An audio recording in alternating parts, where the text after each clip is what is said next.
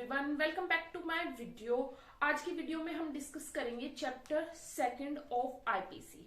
अब chapter second of IPC क्या है? General explanation. बेसिकली इसमें डेफिनेशन दी गई है, कुछ वर्ड है जो आईपीसी में आगे यूज होंगे, उनकी एक्सप्लेनेशन इस चैप्टर में दी गई है। अब यहाँ पे जो सेक्शन चैप्टर सेकंड है वो होता है सेक्शन 6 से और सेक्शन 52A तक, और इस वीडियो में हम बेसिकली सेक्शन 30 तक कवर करने की कोशिश करेंगे। अब हम यहाँ पे हमारा अपना फर्स्ट सेक्शन देख लेते हैं इस चैप्टर का, सेक्शन 6। सेक्शन 6 अब क्या बात कर रहा है? थ्रू आउट दिस कोड, इस कोड के अंदर every definition of an offence, every penal provisions and every illustration of such definition और पीनल प्रोविजंस। अब यहां तक क्या कहा गया है कि कोई भी डेफिनेशन जो इस पीनल कोड के अंडर दी गई है, कोई भी डेफिनेशन या कोई भी पीनल प्रोविजंस या उस डेफिनेशन और पीनल प्रोविजन का कोई भी इलस्ट्रेशन, वो क्या माना जाएगा? Shall be understood subject to the exception contained in chapter entitled general exceptions. वो चैप्टर जनरल एक्सेप्शंस के सुबॉर्डिनेट मानी जाएगी वो डेफिनेशन। जनरल एक्सेप्शंस क्या है? ये चैप्टर 4, हमारे जो आईपीसी का चैप्टर 4 है वो जनरल एक्सेप्शंस से डील करता है बेसिकली। तो चैप्टर 4 में जो जनरल एक्सेप्शंस दी गई है, इस पूरे कोड में जो भी डेफिनेशन, जो भी प्रोविजंस दिए गए हैं, वो इस चैप्टर के सुबॉर्डिनेट माने जाएंगे। ठीक है, इस चैप्टर के अधीन माने जाएंगे। Those exceptions are not repeated in such definition, penal provisions और इलस्ट्रेशन। वो एक्सेप्शंस, उन डेफिनेशन, कोई भी डेफिनेशन उसके अंडर कोई एक्सेप्शन नहीं दे रखी है। ये कह रहे हैं कि वो एक्सेप्शंस किसी के नीचे, किसी डेफिनेशन के नीचे रिपीट नहीं की जाएगी। अब देखो, इसको हम सिंपल लैंग्वेज में समझने की कोशिश करते हैं। जैसे कि यहाँ पे एक इलस्ट्रेशन है, 7 ईयर्स से जो कम के चाइल्ड का, जो 7 ईयर्स से जो कम एज का चाइल्ड है, वो चाइल्ड कोई भी एक्ट करता है उसे हम ऑफेंस नहीं मानते। ये जनरल एक्सेप्शन चैप्टर 4 में दी गई है। अब 7 साल से नीचे का कोई बच्चा है, वो मर्डर कर देता है, तो मर्डर जो वर्ड है, जो सेक्शन 300 के अंदर डिफाइन किया गया है, उसमें ये बात नहीं लिखी हुई कि भाई 7 साल से छोटी उम्र के बच्चे ने मर्डर कर दिया तो उसको हम ऑफेंस नहीं मानेंगे। वहां तो ये बात नहीं लिखी गई। बट जनरल एक्सेप्शंस तो है ही, ये एक तरीके की जनरल एक्सेप्शन है। तो हम उस सेक्शन को जनरल एक्सेप्शंस, उस सेक्शन का जो केस है, जो बच्चे ने मर्डर किया, उस चीज को समझने के लिए हम जनरल एक्सेप्शन देखेंगे। तो ये यही बात कह रहे हैं कि सेक्शन, कोई भी सेक्शन में कहीं भी कोई भी डेफिनेशन दी गई है, वो जनरल एक्सेप्शंस के सुबॉर्डिनेट है। भी जनरल एक्सेप्शंस उस पर अपने आप से लागू हो जाएगी, वो वहां पे बेशक ना दे रखी हो, वो इस चैप्टर से गवर्न होगी। अब सेक्शन 6 थोड़ा सा घुमा फिरा के है इसमें बात, बट नॉर्मल बात है। अब यहाँ पे हम अगला सेक्शन देखते हैं, section 7। Every expression which is explained in any part of this code is used in every part of this code is confirmatory with the explanation। इसमें क्या कह रहा है? कोई भी एक्सप्रेशन है जो इस कोड में एक्सप्लेन किया गया है, वो एक ही तरह से पूरे कोड पे लागू होगा।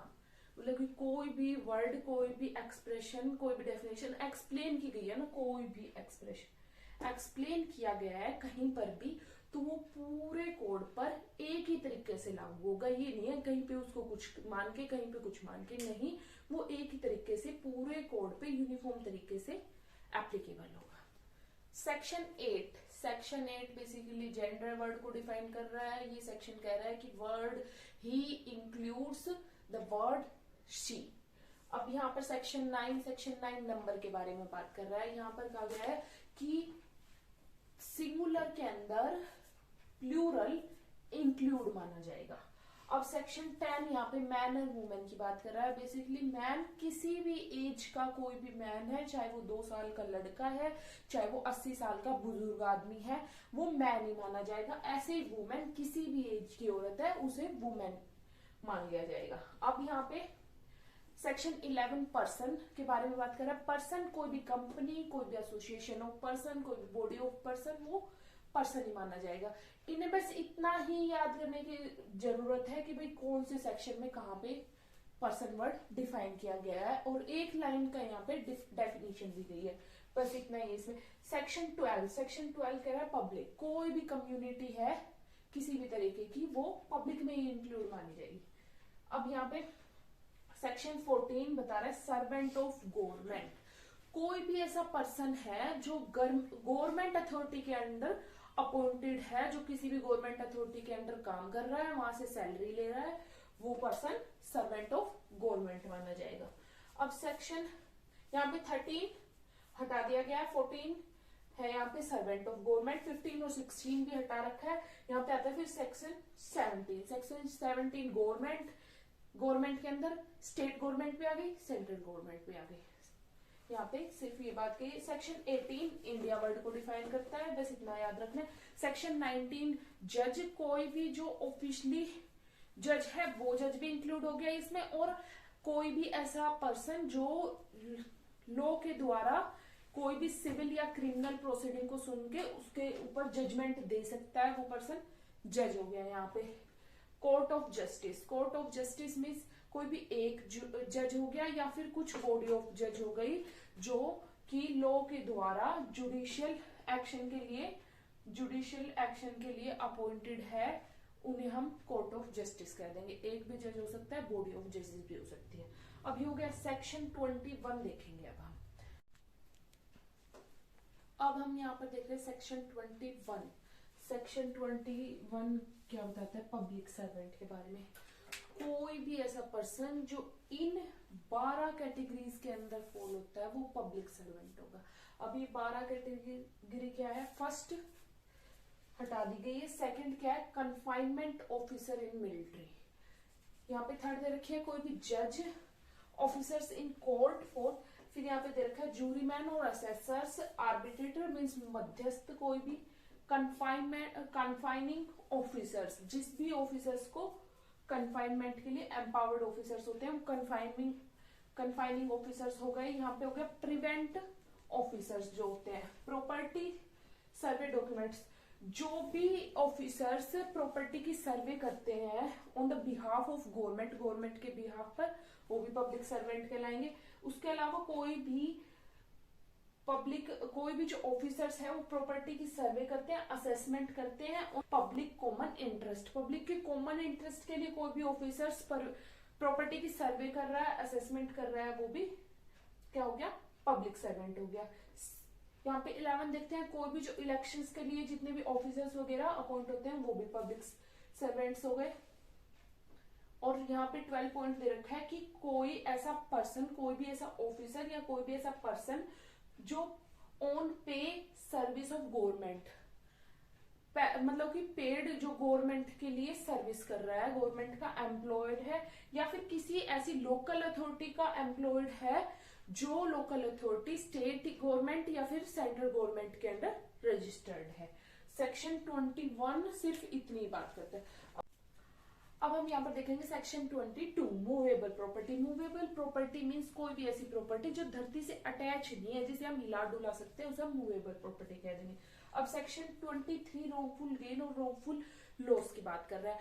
रॉन्गफुल गेन मीन्स किसी भी पर्सन को कोई ऐसा अनलॉफुल तरीके से कोई गेन हो रहा है जिसके लिए वो लीगली एंटाइटल्ड नहीं है, उसे हम रॉन्गफुल गेन कह देंगे। रॉन्गफुल लॉस, किसी भी पर्सन को अनलॉफुल तरीके से कोई भी लॉस हो रहा है जिसके लिए वो पर्सन लीगली एंटाइटल्ड नहीं है, उसको रॉन्गफुल लॉस कह देंगे। अब section 24 dishonesty. Section dishonesty means अगर जानबूझकर किसी भी पर्सन को रॉन्गफुल गेन या रॉन्गफुल लॉस कॉज किया जा रहा है, उसे हम क्या कहेंगे डिसऑनेस्टी। और अब हम देखेंगे सेक्शन 25 फ्रॉडुलेंटली, किसी भी पर्सन को डिफ्रॉड करने के तरीके से कोई भी काम किया जा रहा है, उसे हम कह देंगे फ्रॉडुलेंटली। अब यहाँ पे सेक्शन 26 रीजन टू बिलीव, किसी भी पर्सन को किसी भी चीज पे बिलीव करने के लिए, बिलीव तब माना जाएगा, रीजन टू बिलीव किसी पर्सन का किसी चीज पर तब माना जाएगा जब उस चीज पर बिलीव करने का सफिशिएंट कोज है। तो किसी चीज पर बिलीव करने का सफिशिएंट कॉज है तो उसको क्या मान लेंगे हम, रीजन टू बिलीव। अब section 27, property in possession of wife, clerk और सर्वेंट।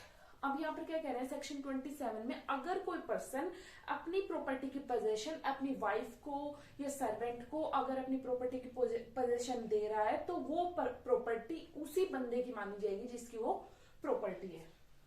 सेक्शन 28 काउंटरफिट की बात करता है। काउंटरफिट यहाँ पे मतलब किसी भी चीज को, कोई भी गलत इंटेंशन से किसी भी चीज को कुछ गलत करने के लिए किसी एक चीज को हम तोड़ मरोड़ के कुछ नया बना देते हैं, कुछ अलग बना देते हैं किसी चीज को, उसको हम कहते हैं काउंटरफिट।